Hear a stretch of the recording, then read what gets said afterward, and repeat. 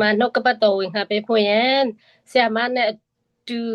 အတုံးတော့ခံတဲ့တန်ရှင်တော်ဝိညာဉ်တော်ကိုလက်ခုပ်တီးပြီးတော့မှကျူဆိုကြရအောင်ဆိုတော့တင်ရပြီးခဲ့တဲ့ဘက်က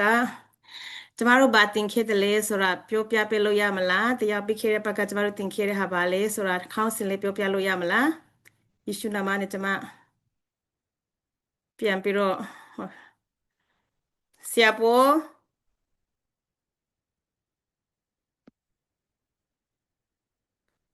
ဟုတ်ကဲ့တရားရောက်ဖြည့်ပေးလို့မရမလားပြီးခဲ့တဲ့ဘက်ကကျမတို့ဘာတင်ခဲ့တယ်လဲဆိုတာတိတ်ချင်းနှမျိုးโอเคသူကျေးဇူးတင်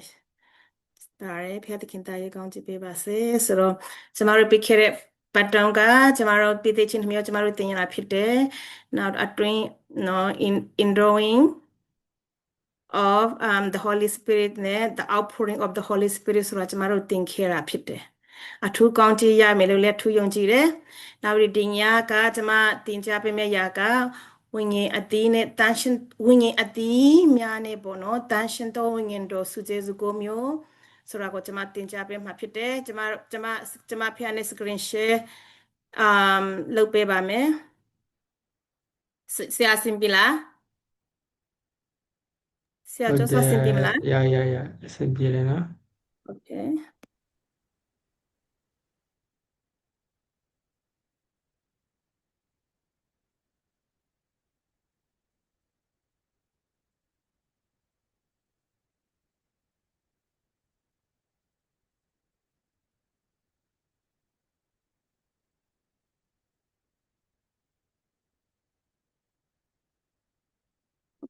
share လို့မရဘူးဆရာ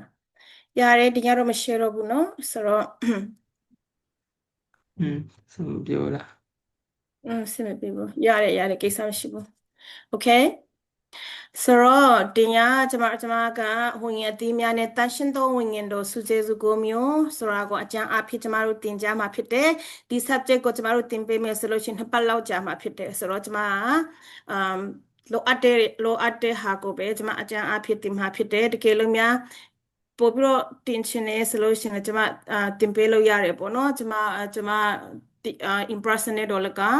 နောက် group နဲ့တော့ကျမတင်ပေးလို့ရတယ်ဆိုတဲ့အကြောင်းကိုနည်းနည်းပြောပြချင်တယ်ဆိုတော့ the fruit of the Holy Spirit and the 9 gift of the Holy Spirit လို့ခေါ်တယ်ဆိုတော့ယုံကြည်သူတယောက်ဟာပေါ့နော်သခင်ယေရှုကိုမိခဲ့တဲ့ပန်ရှင်ဖြစ်ပေါ့နော်ယုံကြည်စိတ်ချမှုရှိပြီးတော့မှယုံကြည်စိတ်ချမှုရှိပြီးဆိုလို့ရှင်ပေါ့နော်ကျမတို့ရဲ့အသက်တာမှာစုံလင်တော့အသက်တာရှိဖွင့်ရဖျားသခင်လို့ရှိတာဖြစ်တယ်နော်ကျမတို့တကယ်စုံလင်ဖျားရှင်ဟာစုံလင်ဖွင့်ရဖျားသခင်လို့ရှိတာဖြစ်တယ်ဆိုတော့ကိုလိုတေဝရစာကိုကျမဖတ်ပါမယ်ကိုလိုတေဝရစာခန်းကြီးsorry နော်ကျမခန်းကြီးဒီမှာပါလိုက်လို့ဖြစ်တယ်ထို့ကြောင့်တင်တို့တည်းယေရှုခရစ်တော်ယုံ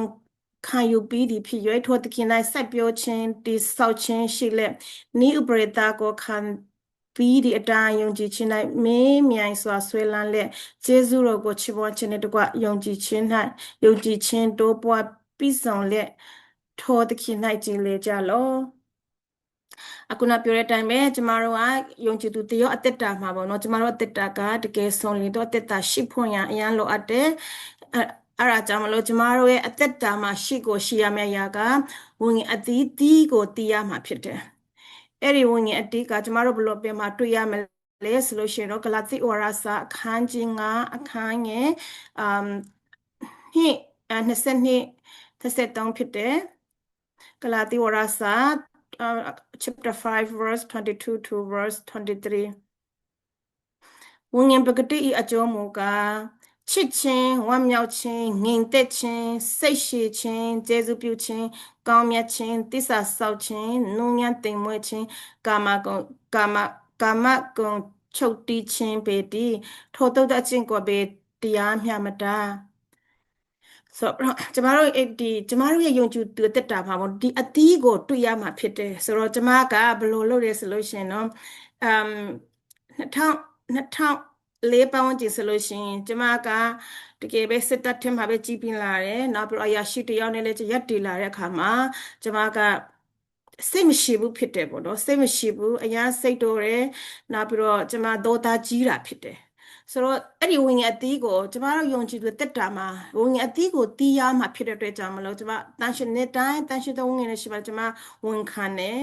ဝန်ခံတဲ့ပြင်ကျမရှိရနေတဲ့အတိုင်းအခန်းမှာပေါ့နော်အဲ့ဒီဝိညာဉ်အသီးကိုကျမကတ်ထားတာဖြစ်တယ်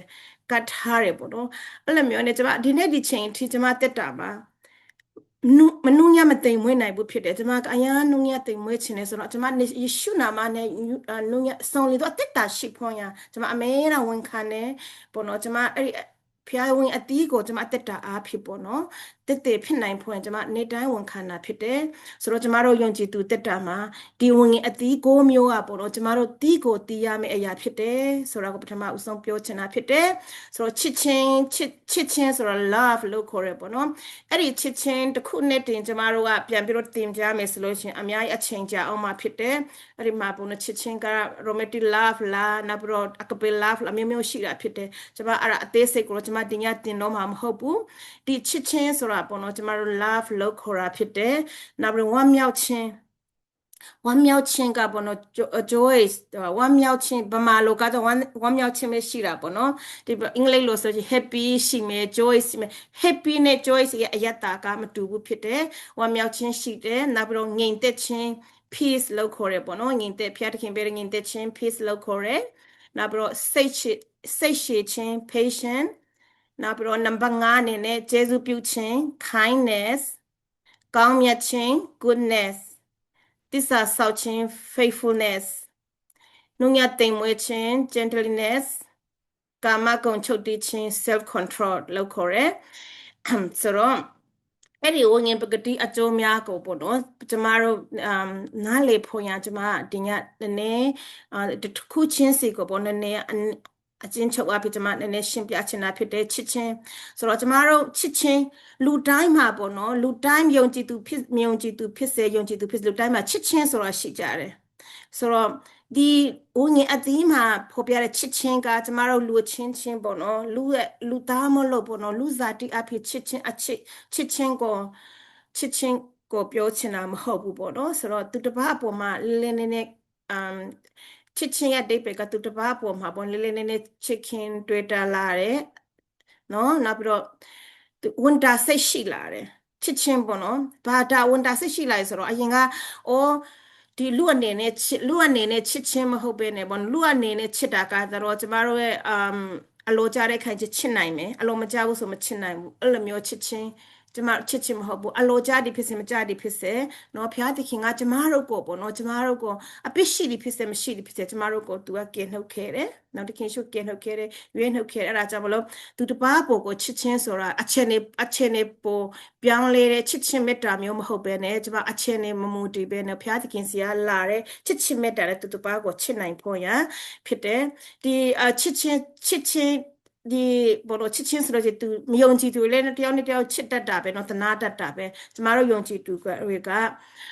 မယုံကြည်သူတွေလောက်တောင်မှမချစ်နိုင်ဘူးဆိုလို့ရှိရင်အဲ့ဒါကျမတို့ဝိညာဉ်အသီးမသီးသေးဘူးဖြစ်တယ်ဆိုတော့ကျမတို့ချစ်ချင်းဆိုတဲ့ကလဲလဲနဲ့စစ်စားဖွင့်ရလိုအပ်တယ်နောက်ပြီးတော့ဝမ်းမြောက်ခြင်းအဲ့ဒီဝမ်းမြောက်ခြင်းကအချင်းနေပေါ်မှာမမူတည်ဘူးပေါ့နော်ဘုရားသခင်ကလာတဲ့ဝိညာဉ်အသီးရမင်းရဲ့ဝမ်းမြောက်ခြင်းကအချင်းနေပေါ်မှာမမူတည်ပဲနဲ့နှစ်ဆိုင်ဆိုအမြင့်တွေနေတော့ပျော်ရွှင်မှုမျိုးဖြစ်တယ်နှစ်ဆိုင်ဆိုအမြင့်တွေတာဖြစ်တယ်အချင်းနေကဘယ်ဘုရားသခင်လာတဲ့ချစ်ချင်းဝမ်းမြောက်ခြင်းကဘယ်အချင်းနေပဲမဆိုပေါ့နော်ဝမ်းမြောက်နိုင်တယ်ဘာဖြစ်လို့တော့ဒါဘုရားသခင်ကျမအတွက်ငါဒီဟာကအဆုံးမဟုတ်ဘူးဖြစ်တယ်ဘုရားသခင်ပေါ့နော်ဖျားတကယ်လားဝမ်းမြောက်ခြင်းဆိုတော့ဘာနဲ့မှမလေးလို့မရဘူးဖြစ်တယ်ဆိုအချင်းတွေကဘလို့ပဲဖြစ်နေပါစေပေါ့နော်ဝမ်းမြောက်နေတာအဲ့လိုမျိုးနောက်ပြီးကြတော့ငြိမ်သက်ခြင်းဘယ်အချင်းတွေမျိုးမဆိုပေါ့နော်ငြိမ်သက်ခြင်းတော့ဆိုရင်ပူပန်မှုနဲ့ကင်းဝဲသောအချင်းတွေဖြစ်ရမယ်ဘာလို့လဲဆိုကျမတို့ကပေါ့ငြိမ်သက်ခြင်းအရှင်ဖြစ်တယ်ကျမတို့ငြိမ်သက်ခြင်းအရှင်ကိုရထားတာဖြစ်တယ်ပေါ့နော်ငြိမ်သက်ခြင်းအရှင်တကိုးကြီးတော့ပေါ့နော်အဲ့ဒါကြောင့်မလို့ကျမတို့ငြိမ်သက်ခြင်းငြိမ်သက်နေရမှာဖြစ်တယ်ဘာဖြစ်လို့လဲဆိုတော့ကျမတို့နှုတ်ကပတ်တော်ထဲမှာဘုရားသခင်ကကျမတို့ကို eagle က eagle ကဘာမှလုံးလဲပါလဲမသိဘူးနော်အဲ့တော့ကျမတို့ eagle နဲ့အန်ထိုင်းထားတာဖြစ်တယ် eagle ရဲ့သဘောတဘာဝကဘာလဲဆိုတော့ပေါ့နော်သူကဘလောက်ပဲမုန်တိုင်းထန်နေဒီဖြစ်စေအဲ့ဒီမုန်တိုင်းရဲ့အထက်မုန်တိုင်းရဲ့ပေါ့နော်အဲ့ဒီမုန်တိုင်းရဲ့အထက်မုန်တိုင်းထဲမှာအာယူပြီးတော့အဲ့ဒီမုန်တိုင်းအထက်မှာသူပြန်သားလက်ရှိတယ်ကျမတို့ယုံကြည်သူတွေအဲ့လိုမျိုးအတိုင်းပဲဘလောက်ပဲမုန်တိုင်းထန်နေပါစေဘလောက်ပဲလောကကြီးအခက်ခဲနေပါစေအဲ့ဒီအခက်ခဲမှုပေါ်မှာကျမတို့ကပေါ့နော်အဲ့ဒီအခက်ခဲမှုပေါ်မှာပြန်တန်းပြီးတော့ငြိမ်သက်စွာနေရမှာဖြစ်တယ်နောက်ပြီးတော့စိတ်ရှိခြင်းပေါ့နော်စိတ်ရှိခြင်းကကျမကစိတ်မရှိနိုင်တော့သူဖြစ်တယ်နော်ကျမမျိုးရိုးအဖြစ်လည်းစိတ်မရှိဘူးနောက်ပြီးတော့ကျမအသက်16နှစ်လောက်မှ19လောက်မှစစ်တပ်ထရောက်သွားတယ်ပေါ့နော်ကျမအသက်20တက်လောက်မှကျမစစ်တနာပြုပြီးတယ်အဲ့ဒီစစ်တပ်ထဲမှာသူတို့ရိုက်သွင်းပေးတဲ့အရာကစိတ်မရှိဘူးဘောနော်စိတ်မရှိတဲ့အရာသူများဘလို့ငုံဘလို့အုပ်ချုပ်မလဲဘလို့ရိုက်မလဲဘလို့အဲ့လိုမျိုးပဲဆိုကျွန်မလုံးဝစိတ်မရှိနိုင်ဘူးဖြစ်တယ်ဒါပေမဲ့ကျွန်မတို့တခင်တရှိတော်ဝိညာဉ်တော်ယေရှုကျေးဇူးကိုရောက်ပြီးနောက်ပိုင်းကျွန်မအစိတ်ရှိတာကိုမှလေတော့ကျွန်မရဲ့ညီကိုမောင်မတို့အားဖြစ်ပေါ့နော်ကျွန်မကိုကြည်ပြီးတော့မတကယ်အံ့ဩကြတာဖြစ်တယ်ဆိုတော့ကျွန်မအင်တာမကြခင်တော့ဆိုလို့ရှိရင်ကျွန်မနည်းနည်းဆိုရှင်ကျွန်မကိုပဲရိုက်ချင်တယ်ဖားရိုက်ချင်တယ်ပေါ့နော်အရာတော်သားကြည့်တာဖြစ်တယ်ဒါပေမဲ့အခုဆိုလို့ရှိရင်တော့ကျွန်မကိုဟာကိုတောင်မှတန်းရှိတဲ့ဝင်တော့မဆာချင်ကိုဟာကိုတောင်မှပေါ့နော်ဘလောက်ဘာဖြစ်လို့ဆက်ရှိတယ်လေဆိုတော့ကျွန်မတောင်မှနားမလဲတော့ဘူးဖြစ်တယ်အဲ့ဒါလေတန်းရှိတဲ့ဝင်တော့မဆာချင်အဖြစ်တယ်နောက်ပြီးတော့ကျေးဇူးပြုခ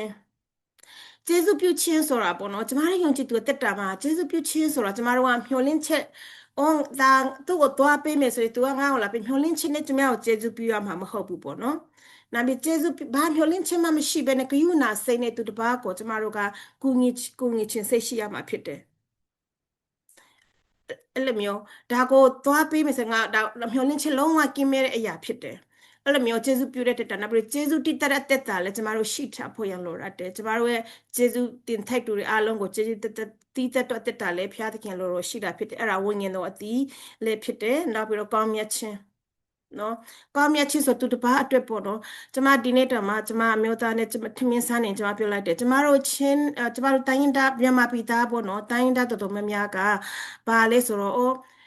့အဲ့ဒီဟာကြီးကိုကျမတို့ကြည်ပြင်းလာခဲ့တဲ့အတွက်ကြောင့်မလို့ဘူးနော်ခုချိန်ထိဘယ်နေရာပဲရကျမတို့မလောက်မငတ်ဖြစ်နေရတာဖြစ်တယ်ဆိုတော့ကောင်းမြတ်ခြင်းကိုပေါ့နော်သူတစ်ပါးအတွက်သူတစ်ပါးကငါဘာလုပ်ပေးနိုင်မလဲဆိုတာအများအပြည့်မရှိကြဘဲနဲ့သူတစ်ပါးကငါ့ကိုဘာလုပ်ပေးနိုင်မလဲဆိုတာပဲအဲ့ဒီရဲ့ကျမတို့အသွေးဓာတ်ထဲမှာအဲ့ဒီကြည်ပြင်းလာခဲ့တဲ့အရာဖြစ်တယ်ယုံကြည်သူတရားအနေနဲ့ပေါ့နော်ကျမနားလေရတဲ့အရာကအခုနောက်ပိုင်းမှာငါနားလေရတဲ့အရာကသူတစ်ပါးကိုကျမတို့ကမျှော်လင့်ရတဲ့မဟုတ်ဘူးသူတစ်ပါးအတွက်ငါဘာအကျိုးပေးနိုင်မလဲဘာကောင်းကျိုးပေးနိုင်ကောင်းမြတ်ပေးနိုင်မလဲဆိုတော့အသက်တာနဲ့ကျမတို့အသက်ရှင်ဖို့ရဘုရားသခင်ကလော်ရှိတာဖြစ်တယ်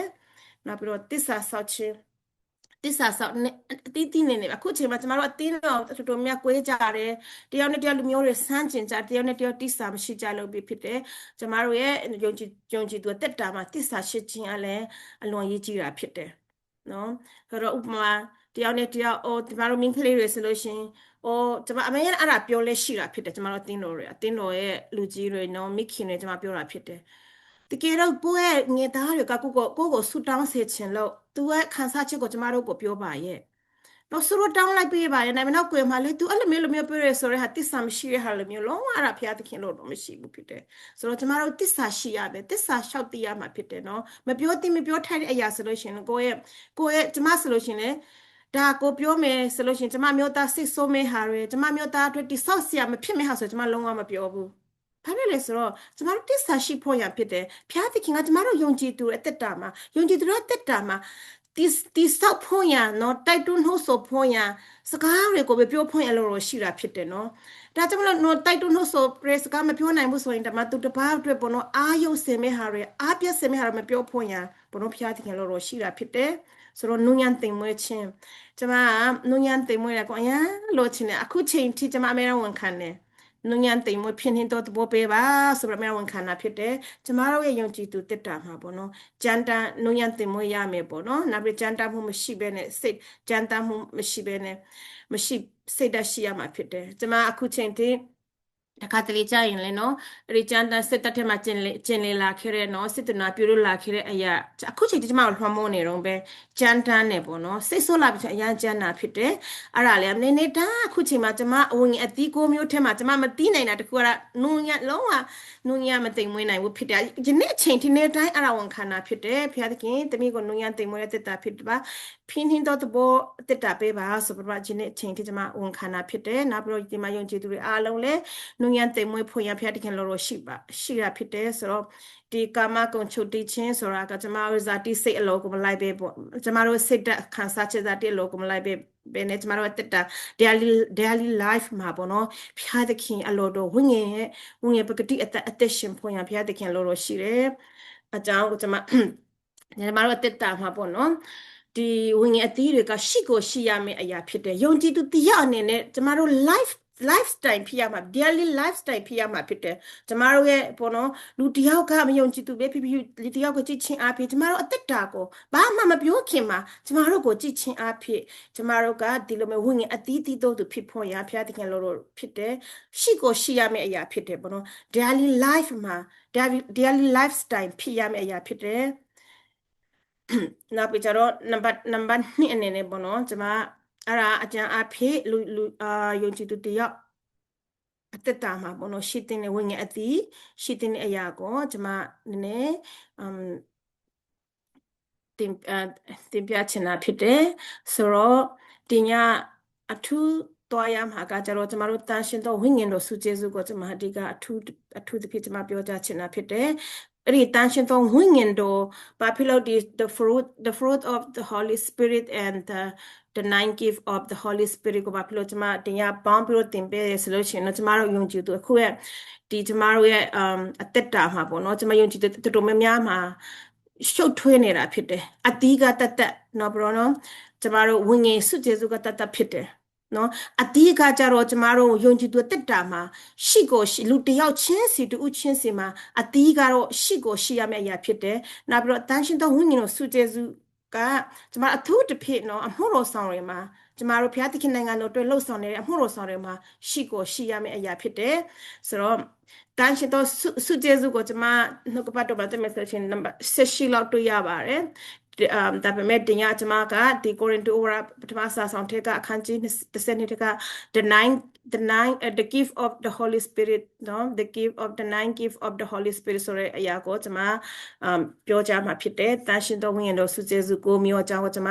ပြောကြားမှာဖြစ်တယ်ဆိုတော့အလုံးနှုတ်ကပတ်တော်ကိုကျမ်းစာဖွင့်စေချင်တာဖြစ်တယ်အလုံးဖတ်စေချင်တာဖြစ်တယ်ကိုရင်တိုဝါစာပထမစာဆောင်အခန်းကြီး7နောက်ပြီးတော့အခန်းငယ်8နဲ့10ထိကျွန်မဖတ်ပါမယ်အခန်းကြီးကိုပထမစာတစ်ကိုchapter 12 verse 8 to 10အဘေတုန်နီဟမကဝငင်ဘဂတိအဖိတယောက်တို့သူအားပညာတရားကိုပေးတော်မူ၏ထိုဝိညာဉ်တော်အားဖြင့်တယောက်သောသူအားထိုထွင်းခြင်းတရားကိုပေးတော်မူ၏တယောက်သောသူအားတကိုးကိုပြနိုင်သောအခွင့်ကို၎င်းတယောက်သောသူအားပရောဖက်ပြုနိုင်သောအခွင့်ကို၎င်းတယောက်သောသူအားစိတ်ဝိညာဉ်တို့ကိုပိုင်းခြား၍သိနိုင်သောအခွင့်ကို၎င်းတယောက်သောသူအားအမျိုးမျိုးသောဘာသာစကားကိုပြောနိုင်သောအခွင့်ကို၎င်းတယောက်သောသူအားထိုဘာသာစကားရဲ့အနည်းကိုဖော်ပြနိုင်သောအခွင့်ကို၎င်းပေးတော်မူ၏ဒီတန်ရှိသောဝိညာဉ်တော်စုကျေစုဟာပေါ်တော့မေကြီးပေါ်မှာဖျားသခင်ဘုန်းတော်ထင်ရှားစေဖွင့်ရနော်ဒီဝိညာဉ်တော်ကပေတော်လက်ဆောင်ဖြစ်တယ်ဝိညာဉ်တော်ကဒီစုကျေစုကိုမျိုးအဖြစ်ကျမတို့ယုံကြည်သူတွေကိုပိတ်သိပ်ပေးတာဖြစ်တယ်ဆိုတော့ကျမအခုနနံပါတ်ဒီစုကျေစုကိုမျိုးရှိတာဖြစ်တယ်ဝိညာဉ်အတီးရလဲကိုမျိုးရှိတာဖြစ်တယ်တကယ်လို့နောက်တစ်ခါအချိန်ရှိတယ်ကျမပြန်မေးမှာဖြစ်တယ်ပေါ့နော်ပြန်မေးမှာဖြစ်တယ်ဆိုတော့ကျမနံပါတ်1အနေနဲ့ဉာဏ်ပညာ the word of wisdom လို့ခေါ်တယ်အဲ့ဒီဉာဏ်ပညာပြီးတော့နံပါတ်2အနေနဲ့ထိုးထွင်းခြင်းပညာဒါ the word of knowledge လို့ခေါ်တယ်ထိုးထွင်းခြင်းပညာ the word of knowledge နံပါတ်3အနေနဲ့ယုံကြည်ခြင်း the gift of faith နံပါတ်4အနေနဲ့အနာငြိမ်းခြင်း the gift of healing နံပါတ်5အနေနဲ့တကောနမိတ်လက္ခဏာပြခြင်း the gift of miracle နံပါတ်6 prophet ပြုခြင်း the gift of prophecy နံပါတ်9စိတ်ဝိညာဉ်ကိုပိုင်းခြားသိရှိခြင်း discerning of the spirit နံပါတ်8 အမျိုးမျိုးတော့မဟုတ်အခြားသောဘာသာစကားပြောနိုင်ခြင်း different kind or other of tongue အခြားသောဘာသာစကားကိုနဲ့ပြန်နိုင်ခြင်း interpretation of tongue လို့ခေါ်တယ်နော်ဒီဝင်ငယ်စုကျေစုကိုကျမတို့ဒီအမှုတော်ဆောင်ကျမတို့အထုတစ်ဖက်မှုတော်ဆောင်တွေမှာဒီဝင်ငယ်စုကျေစုမရှိဘဲနဲ့အမှုတော်မဆောင်နေမယ်ဆိုလို့ရှိရင်တော့ကျမတို့ဖျားသခင်နိုင်ငံတော်ကျေပြဖွင့်ရအလုံးပေါ့နော်ကျမတို့ half gospel ပဲဖြစ်မှာဖြစ်တယ်ကျမတို့နော်ဘရောကျမတို့တမန်တော်ဝတ္ထုကိုကျမတို့ခုလုံးကိုဖတ်မယ်ဆိုလို့ရှိရင်တော့ကျမတို့ဒီတမန်တော်တွေဟာပေါ့နော်ဒီဝင်ငယ်စုကျေစုအဖြစ်အမှုတော်ဆောင်တာကိုကျမတို့တွေ့ရမှာဖြစ်တယ်ဆိုတော့ကျမတို့ဒီပေါ့နော်တစ်ကိုပထမကိုရင်တူပထမစာဆောင်အခန်းကြီး7အခန်းရဲ့1ထဲမှာကျမတို့ဘလို့တွေ့ရတယ်ဆိုလို့ရှိရင်ကိုတို့တင်တော့ဒီဝင်ငယ်စုကျေစုအကြောင်းများကိုမသိဘဲနေစေခြင်းငါအလုံးမရှိတင်တော့ဒီအထက်ကတသနာပါလူဖြစ်၍သူတပါးသွေးဆောင်တစ်ဖြစ်စကားမပြောနိုင်တော့ရုတ်တုရှိရတော့ဘာတော့သူဖြစ်ကြောင်းကိုတင်တော့သိကြ၏ထို့ကြောင့်ဘုရားသခင်၏ဝိညာဉ်တော်အဖြစ်ဟောပြော၍အဘယ်သူမျှယေရှုကိုမကျင့်စေနိုင်ဒီကို၎င်းယေရှုသည်ဘုရားသခင်ဖြစ်တော်မူ၏ဟုတန်ရှင်တော်ဝိညာဉ်တော်ကိုအမိမပြုသင်အဘယ်သူမျှမပြောနိုင်ဒီကို၎င်းတင်တော့ဒီတိ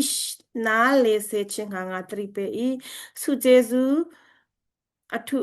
ထုထွတ်ရှိညာတော်လဲဝိညာဉ်တပါးတရှိ၏ဆိုပြီးတော့ကျမတို့တွေ့ရတာဖြစ်တယ်ဆိုတော့ကျမတို့နှုတ်ကပတ်တော်ထဲမှာတွေ့မယ်ဆိုလို့ရှိရင်တော့ဒီကိုရင်တူဝါစာတခုလုံးကိုကျမတို့ဖတ်မယ်ဆိုလို့ရှင်ပေါ့နော်ကျမတို့ဒီငွေစစ်နှုတ်ကပတ်တော်ကရှင်ပေါ်လို့ကိုတိုင်းပြတယ်ငွေစစ်ကျေစုတို့ကိုပေါ့နော်မတိပဲနေစေခြင်းငါလို့မရှိတဲ့နော်ဘာဖြစ်လို့လဲဆိုတော့ကျမတို့ကျမတို့ယုံကြည်သူတွေကိုကျမတို့ရဲ့တောင်ပေါ်မှာဆိုလို့ရှင်နော်တချို့ယုံကြည်သူတွေယုံကြည်သူဖြစ်လေကစားနေပေါ့နော်နတ်ဝင်နေဆိုလို့ရှင်ပေါ့နော်သူတို့ဒီဖုန်ကြီးတွေစီမှာတွားတဲ့လူတွေတော်တော်များများရှိခဲ့တယ်နော်ဒီဗာလဲဘေဒင်းဆရာတွေတွားမဲ့လူလည်းအများကြီးယုံကြည်သူဖြစ်လိကစားနဲ့အဲ့ဒါကြောင့်မလို့ဒီမှာဘောလူကပြောထားတာဖြစ်တယ်ပေါ့နော်ရုပ်တုစကားမပြောနိုင်တော့ရုပ်တုနောက်ကိုနော်မလိုက်ပါနိုင်အောင်လိုက်ပါသွားမှာစိုးလို့ပေါ့နော်ဒီစုကျေစုတွေကိုဝိညာဉ်စုကျေစုတွေကိုပေါ့နော်မတိပဲနဲ့မနေစေချင်ကတော်လို့မရှိဘူးတဲ့ပေါ့နော်ဒါကြောင့်မလို့ကျမတို့ရဲ့တက်တာမှာကျမတို့ယုံကြည်သူဖြစ်ရတဲ့နဲ့ကျမတို့ခုနကိုမျိုးစုကျေစုကိုမျိုးကျမပြောအဲ့ဒီမှာအနာယောဂငင်းချင်းလဲပါရက်သားနဲ့ဘာဖြစ်လို့ကျမတို့ဖျားတဲ့ချိန်မှာမယုံကြည်သူရုပ်ထုကိုကိုးကွယ်နေတယ်မယုံကြည်သူတွေမှာသွားနေကြတယ်လေဆိုလို့ရှိရင်ကျမတို့ရဲ့ဘောနော်ကျမတို့ယုံကြည်သူတွေကိုဒီစုကျေးဇူးတွေကိုရှိတာကိုကျမတို့နားမလည်လို့ပဲဖြစ်တယ်ကျမတက်တာမှလည်းအများကြီးရှိတယ်ပေါ့နော်ကျမတို့တော့မှကျမပြင်းလို့မှာအခုဆရာကျုံကျမပြင်းလို့မှာပေါ့နော်ဒီစစ်စေးရုံပြင်းလို့စစ်စေးရုံမှာပေါ့နော်ကျမနောက်ဆုံးနေ့မှာကျမနေခဲ့တာဖြစ်တယ်ဆိုတော့အဲ့ဒီကျမပါစတာတမီးနဲ့ပေါ့နော်ကျမဘေဒီဆရာတို့လည်းလိုက်ဟောခိုင်းနေဘေဒီဆရာလိုက်ဟောခိုင်းနေဆိုတော့ဘေဒီဆရာတို့ကိုအဲ့လိုမျိုးလိုက်ဟောခိုင်းကြည့်ဘာဖြစ်လဲဆိုတော့ကျမတို့ရဲ့ဘောနော်ဒီဘုရားသခင်စုကျေစုဘုရားသခင်ပေးခြင်းနဲ့စုကျေစုကိုနားမလည်ခဲ့လို့ပဲဖြစ်တယ်အဲ့ဒါကြောင့်မလို့တင်ရလဲကျမယုံကြည်သူတို့တိုက်တွန်းခြင်းတာဖြစ်တယ်ဒီစုကျေစုတွေကိုကျမတို့အတွေ့ဖြစ်တယ်ဘောနော်ကျမတို့ဘုရားသခင်ဘုန်းတော်ထင်ရှားစေဖို့ရတက်တဲ့အဖြစ်နဲ့ကျမတို့ကိုဘုရားသခင်ပေးတဲ့အရာဖြစ်တယ်ကျမတို့ယုံကြည်ခြင်းနဲ့လက်ခံရမှာဖြစ်တယ်ဆိုတော့ကျမခုနဉာဏ်ပညာဆိုတဲ့ the word of wisdom the word of wisdom ကအချင်းနဲ့ပြီးဘလို့သုံးပြနိုင်မလဲဆိုလို့ရှိရင်တော့ဒီဉာဏ်ပညာကလောကတင်ယူတဲ့ဉာဏ်ပညာမဟုတ်ဘူးเนาะကျမတို့ယောဂဒေါက်တာဘိုးတွေရနေတဲ့အရာတွေမဟုတ်ဘူးအချင်းနဲ့တပြီးညီထိရောက်စွာတုံးချနိုင်တော့တဘာဝလွန်စွမ်းရည်ဖြစ်တယ်ပေါ့နော်အဲ့ဒါကျမတို့ဒီတဘာဝလွန်ကလာတဲ့အရာဖြစ်တယ်ဆိုတော့ကျမတို့ဥပမာအနေနဲ့ကျမတို့ကြည့်ရမယ်ဆိုလို့ရှိရင်ကျမတို့ King Solomon ပေါ့နော်Solomon ရဲ့ဆလမန်ကဒီကလေးလူငယ်တွေပေါ့နော်ဒီအမျိုးသမီး2ယောက်ကိုသူက the word of wisdom ဖြစ်ဆုံးဖြတ်ပေးနိုင်တာဖြစ်တယ်ဆိုတော့ဒါကရိုးလေးပဲဒါပေမဲ့ဒါကအချိန်နဲ့တပြင်းညီပေါ့နော်အဲ့အချိန်အကြာကြီးလေးဆွဲလို့မရတဲ့အရာဖြစ်တယ်အချိန်နဲ့တပြင်းညီဆုံးဖြတ်ရမယ့်အရာဖြစ်တယ်အဲ့ဒါကဘုရားသခင်တို့ဘုရားစမဉာဏ်ပညာဆိုတော့ the word of knowledge ပေးမှာပဲရတာဖြစ်တယ်ဘလို့ဆုံးဖြတ်တယ်လေဆိုလို့ရှင်ပေါ့နော် तू ကတည်တယ်အော်ဒီတိုင်းသူတို့လူနေကြတယ်ဘယ် तू ကမိခင်အရင်မှမသိဘူးဒါပေမဲ့ဆိုလမန်ကဘုရားဝိညာဉ်တော်ဘုရားစကား wisdom ကိုရတဲ့ခါကျတော့ဘလို့ပြောတယ်လေဆိုလို့ရှင်ဒီကလေးကိုအပိုင်းပိုက်ဖြတ်မယ်ပြီးတော့ကျွန်မတကယ်မိခင်အရင်ကကြတော့ ပေါ့နော်မဖြတ်ချင်ဘူးသူ့ရဲ့တကယ်သူ့ရဲ့ကလေးကိုအသက်မရှုံးဆုံးချင်တဲ့ဖြစ်ကြောင့်မလို့နေပါစေမဖြတ်ပါနဲ့ပေါ့နော်အရှင်ဖျားမဖြတ်ပါနဲ့သူ့ကိုပဲပေးလိုက်ပါဆိုတဲ့အချိန်မှာ the word of wisdom အဖြစ်ပေါ့နော်ဒီ Solomon the king Solomon ကသူနားလည်ခဲ့တာအော်သူမိခင်ရင်ကသူပဲဆိုတာနားလည်ခဲ့တာဖြစ်တယ်ဆိုတော့ကျမတို့တက်တာမှာလဲကျမတို့အမှုထုတ်တဖြစ်ကျမတို့အမှုတော်ဆောင်ဘဝမှာလဲ the word of knowledge ကအရေးကြီးတာဖြစ်တယ်ပေါ့နော်ဆုံးဖြတ်မဲ့ချိန်မှာနော်ဆူတောင်းချိန်လည်းမရဘူးအဲ့လိုမျိုးဆုံးဖြတ်လာတော့မယ်ဆိုလို့ရှိရင်ကျမတို့အဲ့လိုမျိုးပေါ့နော်တိဖို့ရဖျားသခင်ကကျမတို့ကိုတရှိတော်ဝင်ငယ်တော့ပေးတော့အရာဖြစ်တယ်ဆိုတော့နံပါတ်2အနေနဲ့ထိုးထွင်းခြင်းပညာထိုးထွင်းခြင်းပညာ the word of knowledge လို့ခေါ်တယ်ဒါတဘာဝလူထိုးထွင်းသိမြင်မှုပေါ့နော်နောက်ပြီးတော့လူပညာအားဖြင့်မဟုတ်ဘဲနဲ့တရှိတော်ဝင်ငယ်အားဖြင့်ထိုးထွင်းပြီးတော့သိမြင်နိုင်တော့အရာဖြစ်တယ်ဒါဆိုတော့ဗာလဲဆိုတော့ဥပမာနဲ့သခင်ယေရှုကိုကျမတို့ရှင်ယောဟန်ခန်းကြီးလေးထက်ကသခင်ယေရှုကိုဘလို့ရှာမာရိအမျိုးသမီးကိုသခင်ယေရှုကထိုးထွင်းခြင်းပညာနဲ့ညီယောက်ျားတွေကိုသွားခေါ်ပါလို့ပြောရချိန်မှာသူမှယောက်ျားမရှိဘူးလို့ပြောတယ်ဒါပေမဲ့သခင်ယေရှုကဟုတ်တယ်ညီမယောက်ျားမရှိပေမဲ့ညီမ9ယောက်ရှိတယ်ဆိုပြီးတော့ပေါ့နော်ထိုးထွင်းခြင်းပညာနဲ့သိမြင်နိုင်တာဖြစ်တယ်ဆိုတော့အဲ့ဒီထိုးထွင်းခြင်းကျမတို့အမှုတော်ဆောင်လောကမှာပေါ့နော်ကျမတို့နေပတိမှာပေါ့နော်ကျမတို့အများကြီးကြုံတွေ့ရမှာဖြစ်တယ်အဲ့ဒီထိုးထွင်းခြင်းပညာကကျမတို့ထိုးထွင်းခြင်းပညာကရှိဖွင့်ရလဲဖျားသခင်လိုရှိတာဖြစ်တယ်နောက်ပြီးတော့ယုံကြည်ခြင်းအဲ့ဒီယုံကြည်ခြင်းကလူတိုင်းကယုံကြည်ခြင်းနဲ့ယုံကြည်ငါယုံကြည်တယ်ကျမယုံကြည်ခြင်းနဲ့တွားမယ်ဆိုပြီးတော့တယောက်နဲ့တယောက်ဘာဖြစ်လို့ယုံကြည်ခြင်းအားကြီးတာအားနေတာဘာဖြစ်လို့ဘောနော်ဘာဖြစ်လို့ကွာသွားတယ်လေဘောနော်ဘုရားသခင်ယေရှုကိုတည်ရတဲ့နဲ့သခင်ယေရှုဝင်ကတဲ့ရှေ့ဆက်ချမှုတည်ရတဲ့ယုံကြည်ခြင်းမှာအားကြီးတယ်လို့နဲ့အားနည်းတယ်လို့ရှိတယ်ဘာဖြစ်လို့လဲဆိုအဲ့ဒါလေယုံကြည်ခြင်းရလဲပေါ့နော်လူဆောင်ရင်ထက်ကြုံလွန်တော့အရာကိုပြီးမြောက်ဆိုင်ရာဘုရားသခင်ဤတကိုအပေါ်မှာပေါ့နော်ထူကဲတော့ယုံကြည်မှုနဲ့ယုံကြည်မှုဖြစ်တယ်ဒါကထူကဲတော့ယုံကြည်မှုဖြစ်တယ်အာဗြဟံရဲ့ယုံကြည်ခြင်းပေါ့နော်ဒါအိုက်ဆက်ကိုယုံကြည်ခြင်းနဲ့ပူဇော်တာဖြစ်တယ်နော်ဘာဖြစ်လို့ तू သိရလေအဲ့ဒီယုံကြည်ခြင်းကယုံကြည်သူတက်တာမှာပေါ့နော်တယောက်နဲ့တယောက်လည်းကျမတို့ယုံကြည်ခြင်းအားကြီးတာချင်းမတူဘာဖြစ်လဲဆိုတော့အဲ့ဒါဘာဖြစ်လို့ကျမတို့ဘုရားသခင်တာရှိတော်ဝိညာဉ်တော်စီကဒါလေယုံကြည်ခြင်းနဲ့တည်ကြည်ဖွင့်ရယုံကြည်ခြင်းနဲ့အားကြီးဖွင့်ရလေဝိညာဉ်တော်စစ်ကျေစုဖြစ်တယ်ဆိုတာကိုကျမတို့နားမလည်လို့ပဲဖြစ်တယ်နော် तू ဒါအိုက်ဆက်ကိုယုံကြည်ခြင်းနဲ့ပူဇော်ခဲ့တာဖြစ်တယ်နော် तू ကမသိဘူးဒါပေမဲ့ तू ယုံကြည်တဲ့အရာတစ်ခုကဘုရားသခင်ပြောတဲ့အရာကိုဒီလိုမျိုးပေါ့နော်ပူဇော်လိုက်ရင် तू ကောင်းဆုံးပြင်ဆင်ပေးမယ်ဆို तू ယုံနေလို့ဖြစ်တယ် तू နော် तू ဒါ तू ဒီတော့ဒါကိုပေါ့နော် तू ပူဇော်ဖွင့်ရန် तू ပေါ့နော်ဂျန်စီရည်ရွယ်ခဲ့တယ်ပေါ့နော်အဲ့ဒါဘာဖြစ်လဲ तू ယုံကြည်လို့ပဲဖြစ်တယ်ဆိုတော့အဲ့လိုမျိုးကျမတို့ယုံကြည်ဖွင့်ရပေါ့နော်ကျမတို့ကိုယုံကြည်ခြင်းနဲ့တည်ကြည်နိုင်ဖွင့်အားကြီးစေဖွင့်ရနော်ဘုရားသခင်ယေရှုကခမဲတော်စီမှာတောင်းထားပြီးတော့မှတာရှိတော်ဝိညာဉ်တော်ဘုရားကိုကျမတို့နဲ့အတူရှိနေပေးဖွင့်ရ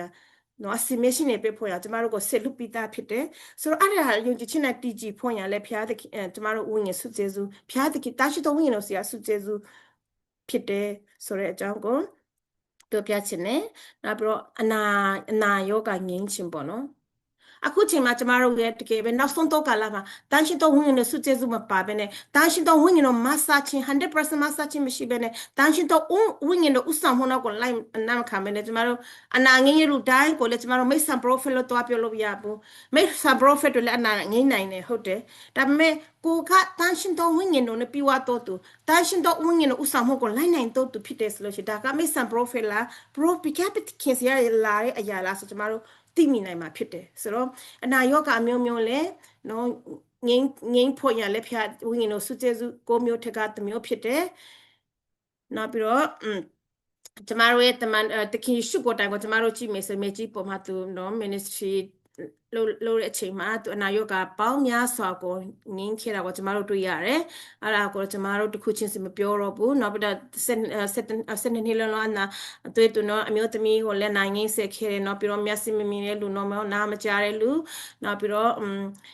ခြေတော်ပတန်နေလူနောက်ပြီးတော့သူသေးသူကိုလည်းရှင်ခဲ့တာကိုကျမတို့တွေ့ရတာဖြစ်တယ်ဆိုတော့တမန်တော်ဝတ္ထုလည်းတမန်တော်ဝတ္ထုတစ်ခုလုံးကိုဖတ်မယ်ဆိုလို့ရှင်လည်းနော်ရှင်ပေတရုလည်းအနာယောဂမျိုးမျိုးကိုငင်းခဲ့တာကိုကျမတို့တွေ့ရတာဖြစ်တယ်ရှင်နော်ရှင်ပေါလုကိုတိုင်လည်းအနာယောဂငင်းခဲ့တာဆိုတော့ကျမတို့လည်းအခုချိန်မှာကျမတို့အားဖြင့်ကျမတို့အသုံးပြုခြင်းအားဖြင့်ဘုရားသခင်ဘုန်းတော်ထင်ရှားစေဖို့ရန်အနာယောဂငင်းခြင်းဟာနော်ကျမတို့တန်ရှင်းတော်ဝိညာဉ်တော်ကလက်ဆောင်ပေးနေတယ်ဆိုတာကိုကျမတို့ဒီညာအတိဖို့ရန်ထူတိုက်တွန်းလို့ခြင်းတိုက်တွန်းခြင်းပါတယ်နောက်ပြီးတော့ကျမနံပါတ်5အနေနဲ့တကောနမိတ်လက္ခဏာပြခြင်းလို့ခေါ်တယ် give of miracle လို့ခေါ်တယ်ဒါတော့တဘာဝနဲ့မဟုတ်ဘဲတဘာဝလို့နော်တာမနိယမြန်မာကိုကြိုလုံပြီးတော့မှလှုပ်ဆောင်နိုင်တော့ပေါ့နော်တဘာဝကိုကြိုလုံပြီးတော့မှပေါ့နော်တာမနိယမြန်မာကိုကြိုလုံပြီးတော့မှတဘာဝလုံးလှုပ်ဆောင်နေတော့စွမ်းရင်ဖြစ်တယ်ဒါကကျမတို့ဥပမာအနေနဲ့သခင်ယေရှုကရေကိုပြည့်ဖြစ်စေတယ်တေသူကိုလည်းထပ်မြောက်စေတယ်ဆိုတော့ကျမတို့ဒီရှင်ယောဟန်အခန်းကြီး14ကိုကျမတို့ကြည့်မယ်ဆိုလို့ရှိရင်သခင်ရှုကိုတိုင်ကသူပြောခဲ့တာဖြစ်တယ်။ဘာဖြစ်လို့သူငါပဲသူလေးဆိုတာတင်တော့မသိရတယ်လေနော်။ငါကတော့ဘာဖြစ်ခမဲလို့ဘသူလေးဆိုတော့တင်တော့မသိရတယ်လေနော်။သူစီမရတဲ့အလုံးကသူလို့တမအလုံးကခမဲတော်စီရပဲဖြစ်တယ်ဆိုတာသူကိုတိုင်ပြောတယ်။ဒီတော့ငါ့ကိုနော်မယုံကြည်သူနောက်ဆုံးဘလောက်ထိတောင်ပြောလဲဆိုငါ့ကိုမယုံကြည်ဘူးဆိုရင်တောင်မှနေတော့ရှိမှသူတပည့်တော်ရှင်နေတော့ရှိမှလောက်ခဲ့တဲ့နော်နမိတ်လက္ခဏာတွေပေါ့နော်ဒါတွေကိုကြည့်ချင်းအားဖြစ်ပေါ့နော်ယုံကြည်ကြပါနော်ထိုတန်ရှိသောဝိညာဉ်တော်ပေါ့နော်သူခမဲတော်စတောင်းပေးမယ်တန်ရှိသောဝိညာဉ်တွေရောက်လာတဲ့ခါကျရင်နော်တင်တော့ဟာငါထက်တာတဲ့နော်အရာကိုလည်းတင်တို့လုံနိုင်မယ်ဆိုတဲ့ဟာကိုနော်ရှင်တို့ဟာအခန်းကြီး14ထဲမှာကျမတို့တွေ့ရတာဖြစ်တယ်ဆိုတော့ဒီကျမတို့ဒီနာယောဂငင်းဖွင့်ရဒီနော်နမိတ်လက္ခဏာတကောလို့ဖွင့်ရဟာလည်းဘုရားသခင်အလိုတော်ရှိတာဖြစ်တယ်ဒါကဘုရားသခင်ဘုန်းတော်ထင်ရှားစေဖွင့်ရပေါ့နော်ကျမတို့တရှိတော်ဝိညာဉ်တော်ကပေးတော်လက်ဆောင်ဖြစ်တယ်နောက်ပြီးတော့ prophet ပြုခြင်းနော်ဒါက prophet ပြုခြင်းဆိုတာလေဘုရားသခင်ထာမကြားတော်တရေစကားများကိုလက်ခံရယူခြင်းဖြစ်ပေါ့နော်ကျမတို့ပေါ့နော်သေဆောင်ပေးရမှာဖြစ်တယ်နောက်ဥပမာတိုက်တွန်းနှိုးဆော်ပေးရမှာဖြစ်တယ်ဥပမာအများကြီးကျမတို့နှုတ်ပတ်တော်ဒီမှာဟောင်းချမ်းမှာလည်းကျမတို့တွေ့ရတာဖြစ်တယ်နော်ဒီဟေရှာယပေါ့နော် prophet ဟေရှာယကိုတိုင်ကဟေဇကိမင်းကြီးကိုသူ prophet ပြုတာဖြစ်တယ်သူ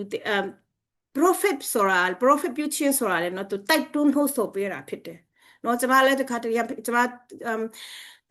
ကျေးဇူးတော်အဖေ professor ကျေးဇူးရတာဖြစ်တယ်တခါတလေကြာရင်ပေါ့နော်ကျမထိုးထွင်းခြင်းလည်းရတာဖြစ်တယ်တခါတလေကြာရင်ဘုရားသခင်ကပေါ့နော်သူဖော်ပြတဲ့အရာတွေ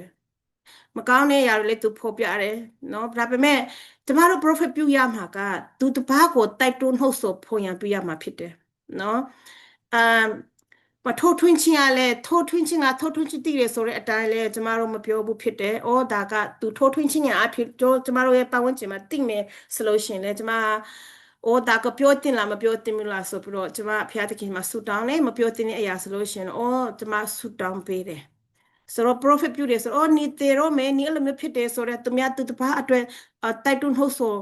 ရာမရောက်တဲ့ဟာဆိုလို့ရှိရင်ကျမတို့မပြောဖွင့်ရဖြစ်တယ်ဆိုတော့ prophet ပြုခြင်းကပေါ့နော်အသင်းတော်ကိုတိဆောက်စေတာဖြစ်တယ်သူတပားကိုတိဆောက်စေဖွင့်ရဖြစ်တယ်ဆိုတော့ဒီစိတ်ဝိညာဉ်ကိုပိုင်းခြားသိရှင်းခြင်းပေါ့နော်ဒီစိတ်ဝိညာဉ်ကိုပိုင်းခြားသိရှင်းခြင်းဆိုတာဝိညာဉ်ကြီးရာနော်ကျမတို့ကြည့်မယ်ဆိုလို့ရှိရင်တော့ဒါနတ်ဆိုးစီရလာသလားဒါဘုရားသခင်ဝိညာဉ်တော်စီရလာသလားဆိုတော့စိတ်ဝိညာဉ်ကိုပိုင်းခြားနိုင်မယ်ဆိုလို့ရှိရင်ကျမတို့သိတာဖြစ်တယ်ဆိုတော့ကျမအင်တနာ2022မှာအင်တနာပိုလစ်မှာကျွန်မနှုတ်ကပတ်တော်ခါတဲ့အချိန်မှာပေါ့နော်အရှိကလူတယောက်ကပေါ့နော်ကျွန်မအရာထောက်ခံလက်ခုပ်တီးတယ်အောက်ပါလေဒါပေမဲ့ကျွန်မဒီ standing ရဲ့ပေါ့နော် display အကျွန်မတည်တယ်ဒါကသူ့စီရတကယ်တရှိတော့ဝင်တော့တောက်လောင်တာမဟုတ်ဘူးတောက်လောင်စေတာမဟုတ်ဘူးဆိုတော့ကျွန်မတည်တဲ့ခါကျွန်မသူ့ကိုတိတက်ခေါ်ပြီးတော့ကျွန်မဆူတောင်းပြီးတော့သူ့စီရနတ်ဆိုးကိုကျွန်မအရင်မောင်းထုတ်ပေးတာဖြစ်တယ်ဆိုတော့အဲ့လိုမျိုးပဲကျမတို့အသက်တာမှာပေါ့ဒီကျမတို့ဥပမာကြည့်တမန်တော်အခန်းကြီး16အခန်းငယ်16နဲ့18ထဲမှာတည်မယ်ဆိုအဲ့ဒီအမျိုးသမီးအကြောင်းကိုကျမတို့တွေ့ရမှာဖြစ်တယ်ဆိုတော့တတိအမျိုးသမီးသူကနတ်ပိုးဝင်နေတာနော်ဝိညာဉ်ဆိုးနတ်ပိုးဝင်နေတာဖြစ်တာဒါပေမဲ့သူကဘာလဲပိုလူတွေကိုကြည့်သူတို့ကဖျားသခင်လူတွေဖြစ်တယ်ပေါ့နော်ဆိုပြီးတော့သူက ချိုးဆိုတာဖြစ်တယ်ဒါမဲ့သူဘပုံမမှန်ဘူးဆိုတာကိုဒါကနဆိုစီရလားတရှိတော်ဝင်လို့စီရလားဆိုတော့ကျမတို့စစ်ဝင်ကိုပိုင်းခြားနိုင်ခြင်းရှိမှတာခင်တော့ descending of spirit ရှိမှတာခင်အဲ့လိုကိုကျမတို့သိရမှာဖြစ်တယ်အဲ့ဒါအဲ့ဒီပေါ်လူလေးသိတဲ့ခါကျမှအဲ့ဒီအမျိုးသမီးကိုသူနတ်ဆိုမောင်းထုတ်ပေးတာကိုကျမတို့တွေ့ရတာဖြစ်တယ်ပေါ်တော့တမန်တော်ဝတ္ထုခန်းကြီး16အခန်းငယ်16နဲ့18ထဲမှာကျမတို့တွေ့ရတာဖြစ်တယ်ဆိုတော့ဒီအမျိုးသောဘာသာစကားကြတော့ဒီညအများအဖြစ်ကျမမပြောတော့အမျိုးသောဘာသာစကားကိုကျမတို့ပြောတော့ဘူးဒါ different kind of tongue လို့ခေါ်တယ်ဒါကြတော့နောက်တစ်နေ့မှအခြေရှိရဆိုကျမတင်ပေးမှာဖြစ်တယ်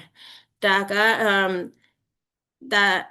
အမျိုးသောဘာသာစကားနဲ့ပေါ့အခြားသောဘာသာစကားဆိုတော့ကျမတို့ရှိတယ်ဆိုတော့အဲ့ဒါတွေကိုတော့ကျမအများကြီးမပြောတော့ဘူးဒါလည်းဖျားသခင်ရဲ့ဓမ္မတာရှိတော်ဝင်လို့စုကျေစုတစ်မျိုးဖြစ်တယ်ဆိုပြီးတော့ကျမအဲ့ဒါပဲပြောချင်တာဖြစ်တယ်ဆိုတော့ဒီအခြားသောဘာသာစကားပြောချင်းကပေါ့နော်ကျမတို့ prophet အတော်အနှုတ်ဖြစ်တယ်မကြာခဏဆိုတော့ကျမတို့မသိနိုင်ဘူးတဘာဝနဲ့မသိနိုင်ဘူးပေါ့နော်တဘာဝအလွန်သိရတာဖြစ်တယ်ဆိုတော့ပိုလူကရှင်ပိုလူကပေါ့နော်ကျမတို့ရှင်ပိုလူရဲ့ဒီ overall ဆောက်ကိုကျမကြည့်မယ်ဆိုတော့အခြားသောဘာသာစကားကိုကျမတို့ခဏတွေ့ရတာဖြစ်တယ်အခြားသောဘာသာစကားပြောခြင်းကသူတပတ်အတွက်မပြောဘဲနဲ့ကျမတို့ကိုတိဆောက်စေဖို့ရန်ဖြစ်တယ်ဆိုတော့သူတပတ် interpretation as soon as interpretation of tongue နော်ဘာသာပြန်နေလို့မရှိဘူးဆိုလို့ရှိရင်နော်ကျမတို့အခြားသောဘာသာစကားနဲ့တရားဟောတာတော့သူများနားမလည်နိုင်တဲ့အရာဖြစ်တဲ့အတွက်ကြောင့်မလို့ပေါ့နော်ကျမတို့အခြားသောဘာသာစကားနဲ့ကျတော့တရားဟောဖို့ရန်နောက်ပြီးလူအများကြီးမှာပြောဖို့ရန်ဆိုလို့ရှိရင်ကျမတို့ interpretation လုပ်ပါမယ်ဒါပေမဲ့ကျမတို့တစ်ကိုအခန်းကြီး14အခန်းကြီး14အခန်းငယ်1ထဲမှာကျမတို့တွေ့ရတဲ့အခြားသောဘာသာစကားကပေါ့နော်ကိုတိဆောက်စေတာဖြစ်တယ်ဆိုတာကိုကျမအနေငယ်ပြောကြားချင်တယ်ဆိုတော့နောက်ပြီးတော့ကျမတို့ဒီအခြားသောဘာသာစကားနဲ့နှစ်ပြန်ချင်းကိုကျမတို့ကြည့်မယ်ဆိုလို့ရှိရင်တော့ကျမတို့သိနိုင်တဲ့ David ယုံကြည်ခြင်းရဲ့ပေါ့နော်အသင်းတော်မှာအသင်းတော်တော်များများမှာကျမတို့ကြည့်မယ်ဆိုလို့ရှိရင်အခြားသောဘာသာစကားလည်းအခြားသောဘာသာ operate လုပ်ရလို့ရှိတယ်ဒီအခြားသောဘာသာစကားတန်ရှင်းသောဝိညာဉ်တော်စီကလာတလားနော်ဒီနတ်ဆိုစီကလာတလားနောက်ပြီးတော့တကယ်ကောင်းကင်နော်ပေါ့နော်ဒီကောင်းကင်ကိုချစ်စစ်နိုင်တော့တန်ရှင်းသောဝိညာဉ်တော်စီကလာဆိုတော့ operate လုပ်တဲ့လူတွေရှိတယ်နောက်ပြီးတော့ interpretation လုပ်ပေးတဲ့လူတွေရှိတယ်ကျမဘယ်လိုကြုံဘူးလဲဆိုတော့ကျမကိုရီးယားတယောက်နဲ့အရာမေရီလင်းမှာနေတော့ဘာလို့ကိုရီးယားအရာအမေကြီးကိုရီးယားဆရာတယောက်နဲ့သူတွေ့တဲ့အချိန်မှာသူကကျမကိုပြောပြတာသူအတင်းတော်မှာအခြားသောဘာသာစကားကိုစစ်ဆေးပေးတဲ့မှာသူကတာဝန်ထမ်းဆောင်တယ်တဲ့အခြားသောဘာသာစကားကိုတကယ်ပဲဖျားသခင်ဆရာလာတလားဖျားသခင်မှာအဲ့လိုမျိုးသူတို့စစ်ဆေးပေးလို့ရှိတယ်အတင်းတော်ကြီးတဲ့လူတွေမှာဆိုလို့ရှိရင်ပေါ့နော်အထူးသဖြင့် Pentecostal အတင်းတော်တွေမှာဆိုလို့ရှိရင်ပေါ့နော်ကျမတို့တွေ့ရတာရှိတယ်ဆိုတော့ကျမတောက်ဆုံးအနေနဲ့ပြောကြားချင်တဲ့ຢာကယခုပေါ်တော့လက်ရှိကျွန်တော်တို့ဖြတ်တန်းနေတဲ့ခက်ကနောက်ဆုံးတော့ကလာရဲ့နောက်ဆုံးပိုင်းကိုရောက်ရှိနေကြတာဖြစ်တယ်မကြတော့ဘူးဖြစ်တယ်အခုဒီကဘာအတိတီးမှာပေါ့နော်ကောင်းလာဖွင့်ရကြတော့မမျှော်လင့်မကောင်းလာဘူးဒါပေမဲ့အဲ့လိုမျိုးပြောချင်းအဖြစ်ကျမချင်းချောင်းနေတာလည်းမဟုတ်ဘူးဒါပေမဲ့အခုချိန်မှာကျမတို့ကတကယ်ဖျားပေးတဲ့ဖျားရဲ့နေရာမှာဘောနော်ဖျားထားချင်နေရမှာပေါ့နော်ကျမတို့ယုံကြည်ခြင်းနဲ့တည်ကြည်မယ်ဆိုလို့ရှိရင်ဒီနောက်ဆုံးတော့ကာလမှာနော်ယုံကြည်သူအများစုလဲကျမလေးကြားမှာဖြစ်တယ်ဒါပေမဲ့ဒီနောက်ဆုံးတော့ကာလမှာသူ့တပည့်ကျမတို့တန်ရှိတော်ဝိညာဉ်တော်ဥဆောင်မှုတော့ကိုဝန်ခံပြီးတော့မှနောက်ပြီးတော့ဒီဝိညာဉ်တော်စုကျေစုအဖြစ်ပေါ့နော်ကျမတို့အသက်ရှင်နေထိုင်မယ်ဆိုလို့ရှိရင်ပေါ့နော်ဒီနောက်ဆုံးတော့ကာလမှာကျမတို့ယုံကြည်သူတွေဘယ်လောက်ပဲခက်ခဲနေပါစေဖျားသခင်ကကျမတို့ကိုယ်ကမဆာမှာဖြစ်တယ်နောက်ပြီးတော့ဒီနောက်ဆုံးတော့ကာလမှာကျမတို့ယုံကြည်သူတွေအနေနဲ့ပေါ့နော်ကျမတို့နှစ်စဉ်တက်တာမှာစုကျေစုကလုံရေးကြည့်တာဖြစ်တယ်ဘာဖြစ်လို့ဒီစုကျေစုဒီတာရှိတော်ဝင်ရဲ့စုကျေစုမရှိဘဲနဲ့တော့ကျမတို့အမှုတော်ဆောင်တဲ့အချိန်မှာခက်ကာလကြီးပေါ့နော်ဟိုတနေ့ပြပြခက်ကာလကြီးအမျိုးပေါ့နော် AI ခက်နော်အမျိုးကျမတို့ရဲ့ AI ဆိုချင်ဘယ်လောက်ထိတော့မှကျမတို့အိမ်မက်မနေ့ကကျမအိမ်မက်တဲ့ဟာကိုလေအိမ်မက်တဲ့ဟာကိုဒါမက်တယ်ဆိုတော့အကုန်လုံးအနစ်ပြန်ပေးတာနော်အနစ်ပြန်ပေးပြီးတော့မှဗီဒီယိုတွေလည်းလုပ်ပေးလိုက်တယ်ဓာတ်ပုံတွေလုပ်ပေးလိုက်တာဖြစ်တယ်အဲ့လိုမျိုးအချိန်မှာကျမတို့တစ်ဖက်တစ်လမ်းအဖြစ်ကျမတို့ယုံကြည်သူတွေကဒီဝင်ရင်တော့စုကျေစုအဖြစ်ပေါ့နော်အသက်ရှင်နေထိုင်ဖွင့်ရကျမတို့ရဲ့ဒီအမှုတော်ဆောင်နေပြီမှာအသက်ရှင်နေထိုင်ဖွင့်ရပေါ့နော်ကျမတို့အလွန်လိုအပ်တာဖြစ်တယ်အထူးသဖြင့်ကျမတို့အမှုတော်ဆောင်တွေထဲမှာဒီဝင်ရင်တော့စုကျေစုမရဘဲနဲ့အမှုတော်မြတ်မှာပေါ့နော် ပါဝင်နေချင်းကဘာနဲ့တွားတူလေဆိုလို့ရှိရင်မျက်စိမှုံလေးလူကပေါ့နော်မျက်မှန်မတက်ပဲမျက်မှန်မတက်ပဲနဲ့ခမ်းမှန်းပြီးတော့မှလမ်းလျှောက်နေတဲ့သူနဲ့တူပဲဖြစ်တယ်ဝိညာဉ်တော်ဆုကျေးဇူးဟာပေါ့နော်ဖျားသခင်ပေးတဲ့ပေါ့နော်ကောင်းမွန်သောအထူးကောင်းမွန်သောလက်ဆောင်ဖြစ်တယ်အဲ့ဒါကြောင့်မလို့ကျမတို့ဒါကိုပေါ့နော်ဘသူတွေကရတယ်ဆိုလို့ရှိရင်ကျမတို့ကေတင်ချင်းတည်တဲ့လူယုံကြည်သူတိုင်းကကျမတို့လုံယုံကြည်ခြင်းအဖြစ်ထိုက်တန်တဲ့လူဖြစ်တယ်တပတ်ဟောင်းမှာဆိုလို့ရှိရင်ပေါ့နော်အထူးခွဲခန်းတဲ့လူအထူးဘိသိတဲ့လူပဲရတာဖြစ်တယ်ဒီနောက်ဆုံးဒီကျမတို့ယုံကျေးဇူးတော်ကာလခေတ်မှာကြတော့ကျမတို့ဒီယုံကြည်ဒီစုကျေးဇူးတွေကိုပေါ့နော်မလို့အပ်ဘူးဆိုတာထက်ပေါ့နော်ကျမတို့လိုအပ်တယ်ကျမတို့ယုံကြည်ခြင်းနဲ့ကျမတို့လက်ခံရမှာဖြစ်တယ်နော်ဒါကြောင့်မလို့ဘာပဲဖြစ်ဖြစ်တင်ရမှာကျွန်မအထူးတိုက်တွန်းချင်တာဖြစ်တယ်ဒီစုကျေစုကိုကျွန်မတို့တင်မယ်ဆိုလို့ရှိရင်ဒီတစ်မျိုးအမျိုးရှိတာဖြစ်တယ်ဒီကကျွန်မအချိန်အများကြီးယူပြီးဖြစ်တယ်အဲ့ဒါကြောင့်မလို့မတင်ဆက်ပြီးတော့လဲကျွန်မမတင်တော့ဘူးဒီနေရာမှာကျွန်မထူတိုက်တွန်းချင်တဲ့ຢာကဘာပဲဖြစ်ဖြစ်ခုချိန်မှာကျေစုပြီးတော့ကိုင်းကနန်းဘာသာဆွေးမဟုတ်တော့ပဲနဲ့เนาะကျမအရင်တုန်းကလိုမျိုးကျမကကိုယ့်ရဲ့ဘာသာမှပဲဟုတ်ကိုယ်ယုံကြည်မှမဟုတ်အခုချိန်မှာမာနကြီးတဲ့အချိန်မဟုတ်ဘူးကျမတို့ရဲ့တာရှိတော့ဝိညာဉ်တော်ကိုဥဆောင်မှုတော့ကိုကျမတို့ဝန်ခံရမှာဖြစ်တယ်နောက်ပြီးတော့အခုကဘာပေါ်မှာပေါ့နော်တကယ်ဝိညာဉ်တော်ကပိသိတဲ့လူတွေပေါ့နော်ကျမတို့ဖျားသခင်အထုခဲခန့်တဲ့လူတွေနောက်ကိုလိုက်တတ်ဖို့ရန်လိုအပ်တယ်ဘာလို့လဲဆိုတော့ဒီလောကကြီးကမကောင်းလို့ဘူးဖြစ်တယ်ပေါ့နော်ခေတ်ကာလကပြတ်ဒီထက်ကပြတ်လာတော့ပဲ2026အခုကျမကဘာကိုကြီးအခုကျမတို့ကဘာတော့အခုမနေ့ကတောင်မှပါကစ္စတန်တွေမှာပေါ့နော်သူငလင်လှုပ်လာတာဖြစ်တယ်ကျမတို့ကဘာကိုလေကျမတို့အခုနေရာတိုင်းမှာငလင်လှုပ်တဲ့ထုံးကိုကျမတွေ့မယ်ဆိုလို့ရှိရင်နော်စက္ကန့်40မှာတစ်ကြိမ်လှုပ်နေတာဖြစ်တယ်ဆိုတော့ကဘာကြီးကလှုပ်ခါနေပြီဖြစ်တယ်ဒါတွေအားလုံးကတော့စစ်ပေါ်ကြီးကဘာလေစစ်ပေါ်လေးနေရာတိုင်းမြန်မာနိုင်ငံပြည်မှာမဟုတ်ဘူးနေရာတိုင်းမှာစစ်ပေါ်ကြီးတွေလည်းကကြလာတာမှာဖြစ်တယ်အဲ့ဒီအချိန်မှာကျမတို့ယုံကြည်သူတွေမျှော်လင့်ချက်ကတိုင်းရှိသောဝိညာဉ်တော်ဥဆောင်မှုတော့ကိုလိုက်ပြီးတော့မှာပေါ့နော်ဝိညာဉ်တော်စုကျေးဇူးတွေကိုကျမယုံကြည်ခြင်းအဖြစ်လက်ခံပြီးတော့မှာကျမတို့ဖျားသခင်ဘုန်းတော်ထင်ရှားစေဖို့ရဖျားသခင်နော်အလိုတော်ရှိတာဖြစ်တယ်နော်ကျမတို့ရဲ့တန်ရှိသောဝိညာဉ်တော်ဘိသိချင်းမရနဲ့ဘယ်နှခုနပြောတဲ့အတိုင်းပဲကျမတို့ဘလောက်ပဲဖျားသခင်နိုင်ငံတော်တလုံးဆောင်နေပါစေဘလောက်ပဲတက်ကြွနေပါစေကျမတို့တစ်ဖက်ကကျမတို့စမ်းကျင်ဖက်ကတစ်ဖက်ပေါ့နော်ရန်သူဖက်ကပို့ပြီးတော့သူကအမျိုးမျိုးသူအမျိုးမျိုးနဲ့သူကျမတို့ထက် power ကြီးနေတာဖြစ်တယ်ကျမတို့ကကောင်းကင်နဲ့ကြီးကိုဖန်ဆင်းတော့ဖျားဘောနော်အနန္တတကိုရှိကိုကျမတို့ကိုးကွယ်တော့ဖျားသားသမီးတွေဖြစ်တယ်ဘာဖြစ်လို့ရန်သူတွေကကျမတို့အရှုံးခံရမလဲမခံရဘူးကျမတို့ဒီဝိညာဉ်စုကျေးဇူးကကျမတို့အတွက်ဖြစ်တယ်ကျမတို့လိုအပ်တော့ကျမတို့ကဖျားသခင်အသုံးပြုမှာဖြစ်တယ်ဆိုတော့ကျမ Charlie Shane သူCharlie Shane ကခုနိုင်ငံတကာမှာသူဖျားသခင်အရန်သုံးပြုနေသူဖြစ်တယ်သူကဒီ USA ကဖြစ်တယ်သူကလူငယ်လေးပဲဖြစ်တယ်သူရဲ့ကျမသူကခရုစစ်ကိုကျမတွားတက်ချင်မှသူကရိုးရဲ့ physics ဘောရဖြစ်တယ်ဒါပေမဲ့သူစီမှာသိပ္ပံပညာရှင်တွေကကဘာပေါ်ကသိပ္ပံပညာရှင်ကဆာလာတင်နေတာဖြစ်တယ်နော်အဲ့ဒီသူတို့ကပြောတယ်တဲ့ scientist တွေကCharlie Shane နေကဘယ်ရတယ်လဲနေရဲ့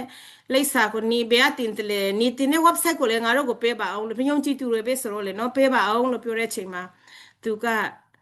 ဘလို့ပေးရမှာလဲသူကအဲ့ဒါနဲ့ဟုတ်တယ်လို့အဲ့လိုမျိုးသူတို့တနေ့လာအဲ့လိုမျိုးသူတို့လေးရက်တင်တမ်းမှာပေါ့နော်သူကိုဘီလီယံနဲ့သူတို့ငှားတာဖြစ်တယ်ဆိုလေးရက်တင်တမ်းမှာအဲ့လိုမျိုးသူပြောတဲ့ခါကျအဲ့ဒီနေ့မှာသူတာရှိတော်ဝင်ကိုဖိတ်ခေါ်တယ်တဲ့အချိန်မှာအဲ့ဒီမှာပေါ့နော်ရှစ်ယောက်စလုံးထဲမှာချစ်ချင်းပြီးအဲ့ဒီတိပ္ပံပညာရှင်ရှစ်ယောက်ထဲမှာဒီတာရှိတော်ဖိတ်ခေါ်ပြီးဝငင်တော်ရဲ့တိတ်တိမှုသူတို့ရဲ့အခန်းထဲမှာရောက်လာတဲ့အချိန်မှာ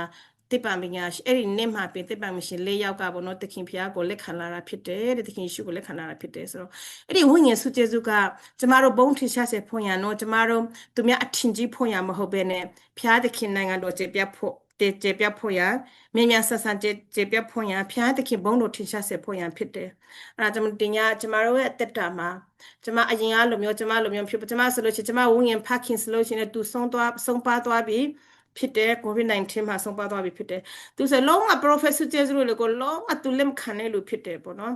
နောက်ပြီးအခုprofessor တခင်ယေရှုမှာအကုန်လုံးဆုံးပြီးအခြားတော့ဘာသာစကားဆိုလို့ရှင်ပြောမနေနဲ့တော့ဒါပေမဲ့အခုကဘာရဲ့ international level ကိုကျမတို့ကြည့်မယ်ဆိုလို့ရှင်ဘုရားသခင်တကယ်ပြီးတဲ့တုံးပြနေတဲ့သူတို့တခါ crusade လောက်တာနဲ့ပေါ့နော်အတောင်းနဲ့ပြောင်းလဲတဲ့လူကိုကျမတို့ကြည့်မယ်ဆိုလို့ရှင်တော့ဒီအခုချတ်တော့ဘာသာစကားပြောတဲ့လူတွေဖြစ်တယ်နော် prophet ဒီစုကျေစုအဖြစ်မှုတော်ဆောင်နေတဲ့လူတွေဖြစ်တယ်အဲ့ဒါကြောင့်မလို့ကျမတို့အခုချိန်မှာကျမတို့မှုဆောင်နေပေမှာတန်ရှင်းတော်ဝင်ရင်တို့ဥဆောင်မှုနောက်ကိုလိုက်ခြင်းတန်ရှင်းတော်ဝင်ရင်တို့စုကျေစုပြီးတဲ့ချင်းကအထူးအလုံကြီးကြီးတယ်နောက်ပြီးတော့ကျမတို့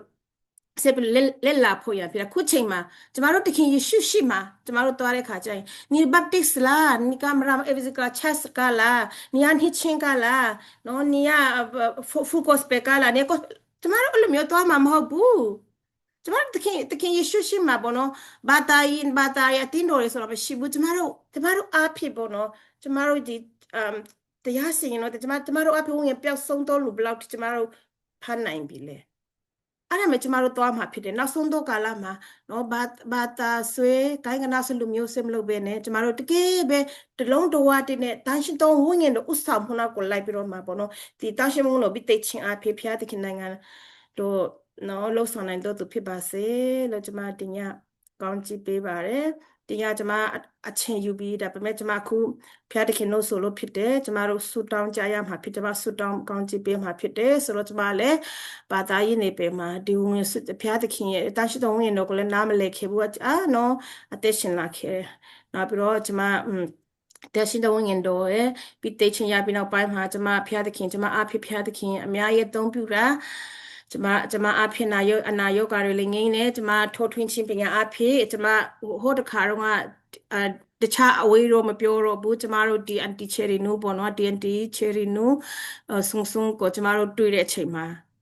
ကျတော့စတွေ့ခါစားတော့ငါပဲရှိသေးတယ်ကျမတို့ဆူတောင်းကြတဲ့ဒီတိုင်းပဲ Harvard